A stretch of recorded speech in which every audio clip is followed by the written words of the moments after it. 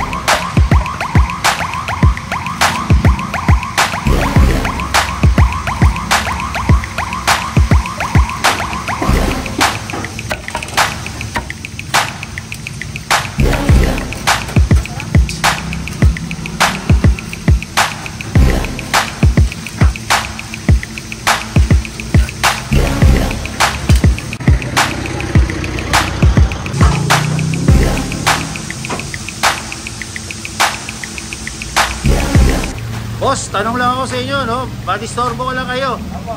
Gano'n na katagal itong JB's Fried Chicken? 3 years na po siya, sir. 3 years na. Okay, so before pandemic pa. Yung pandemic po, start lang na. During nung pandemic. 2020 ng May. Inumpisa namin. May branches na ba kayo? Ilan na ba branches nyo? Wala, ito pa lang. Aming store namin kasi ayaw namin mabigla yung mga quality. Anong address ba nito para sa mga viewers natin, boss? 483 Dr. Pisto, may bunga Pasig. Tabi lang siya ng sea oil. Yun, malapit lang pala sa sea oil, no? Boss, nakakailang kilo na kayo ng manok or ilang pirasong manok sa isang araw ngayon? Ngayon, naabot na ng 200 pieces na whole. Whole chicken? Whole? Chicken. Mabili po ang whole chicken namin kasi mura. Bukod sa mura siya, malaki kasi yung size niya. Oo nga, laki. Jumbo talaga eh. 320 po ba? Tama ba? 320 sa 1.2 kilograms yung... 1.2 kilograms, 320. Pati nga ho. Ayan, mukhang ayan eh ho.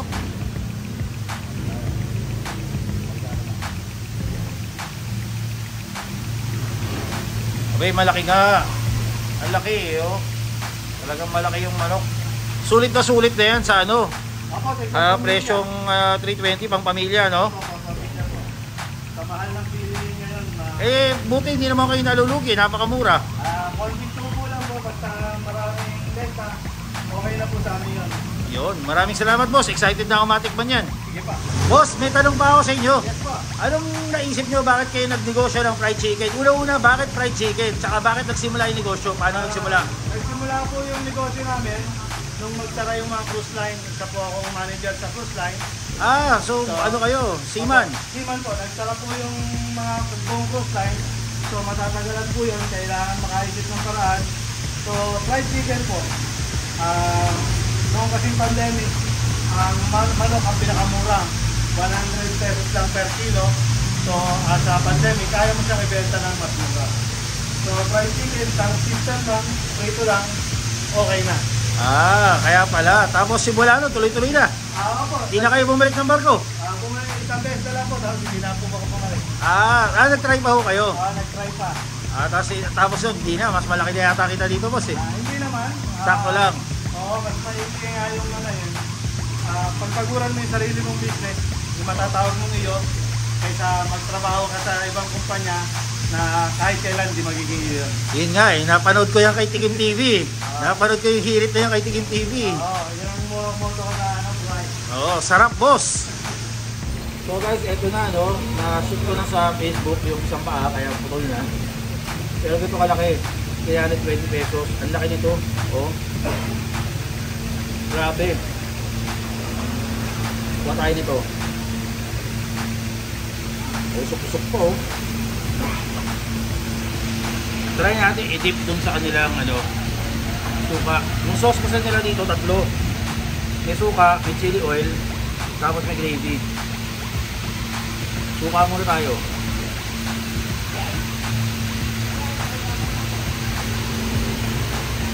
Pwede. Malinam-nam yung suka nila. Pero ito yung chicken nila guys may kalasa tong fast food. Masarap din. Talagang masarap yung chicken nila. Nanunuot sa loob. Ayan. Ngayon naman lagay natin sa gravy.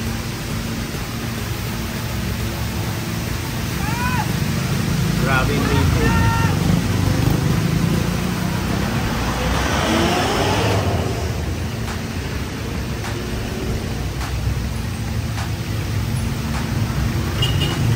Sobrang panalo nito.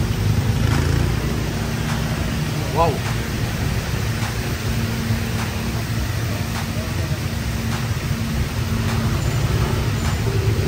Kaya naman pala pinipilahan. Sarado pa, pinipilahan na. Ngayon pinatry ako. Tumilang mukha ko. Try natin sa chili oil. Kahit hindi mo naman may sa maangkang, diba? Try natin.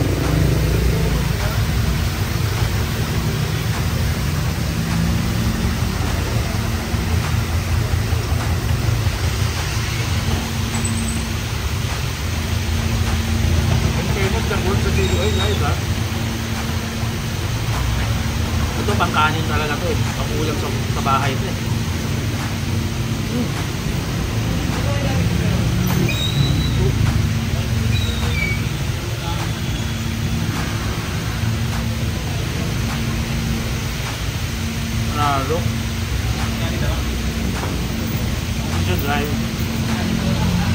juicy siya.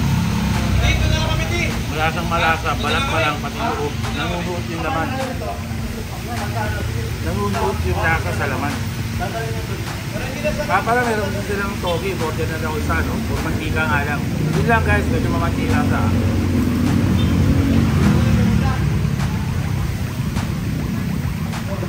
Ito na ng suka.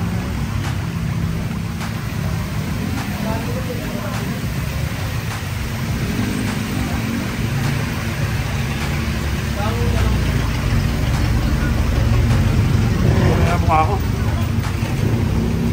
Grabe. Must try guys. Daily fried chicken. Dito lang yan sa may Pasig. Dr. Sixto Avenue. Sorry, hindi kayo magsisisi sa fried chicken dito.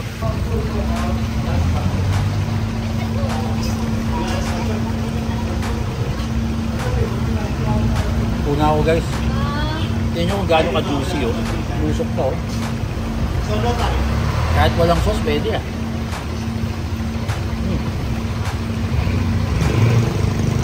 Init pa rin po to.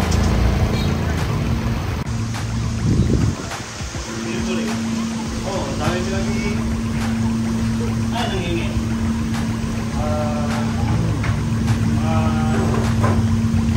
Grabe. Guys, grabe to.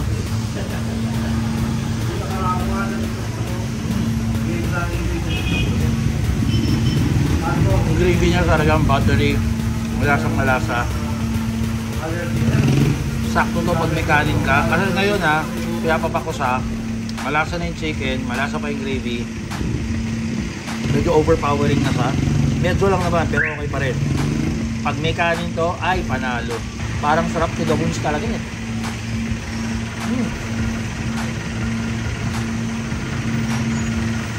Pero sabi ko nga, ang chicken talaga, malalaman kung gaano kasarap pagka breast part, masarap. Masarap at juicy.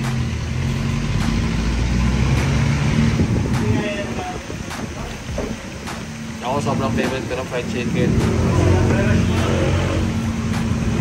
Halos lahat na yata ng Kanto fried chicken, nakain ko rin. Tumanak trending ha.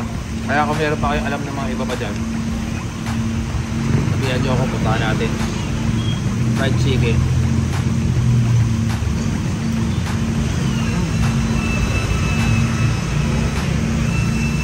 Grabe.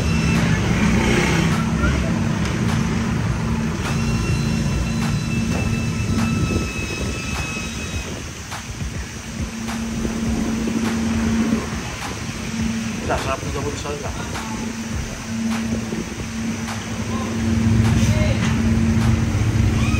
Okay.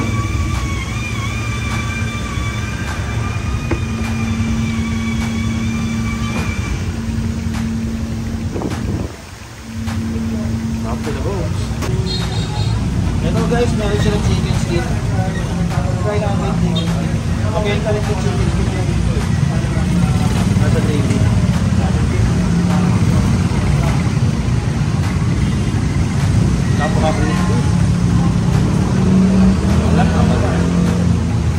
Boss, kamusta naman ang negosyo? Marami naman pa rin, nakita ko habang pila eh.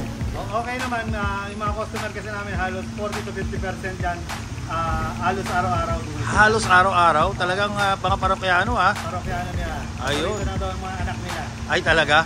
Eh talaga naman parang pambahay, natikman ko na. Sobrang solid nga talaga boss. Sana magkaroon na rin sa Quezon City niyan. Soon, malapit na. Magkakaroon naman ng mga branches, sabihin nyo na dito. Sana magkaroon na nga, konting ano pa. O di na lang, magkakaroon na. Ayun. At ayun na nga guys, dito ko lang muna tatapusin itong ating video. Dito nga yan sa isa sa pinakamalupit na Kanto style fried chicken, ang JB or Juicy and Best Fried Chicken. Dito nga yan sa Pasig City. Anyway guys, tingnan nyo. Hanggang dito lang ang pila. Grabe, ang haba niyan. Hindi natatapos, kanina pa yan patuloy ang mga taong pumipila dito. Anyway, that's about it. Sana nag-enjoy kayo sa video na ito. And if you do, please press the thumbs up button down below. And if you haven't subscribed to the channel, please press the subscribe button and click the notification bell. Follow us on all our social media accounts. Until next time.